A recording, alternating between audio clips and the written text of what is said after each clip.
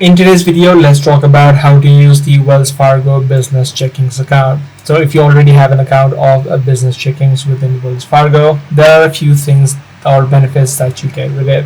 Firstly, you need to actively manage your account's TS monthly transaction limit, as well as you'll be able to set up the business specific digital tools, and you need to at least maintain a minimum balance of $2,000 in order to avoid the monthly maintenance fee.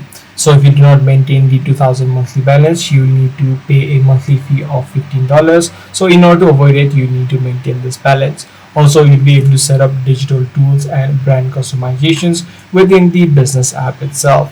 You'll also be able to find all of the application of business tools within built in. You should be able to find all of the options being displayed within the menu or within more settings. You can also monitor your transactions as well as cash caps. You can track all of your transaction counts as well as monitor your physical cash deposits. So these are the few benefits that you get and the way that you use the Wells Fargo Business Checkings account. I do hope this kind of video did help you out.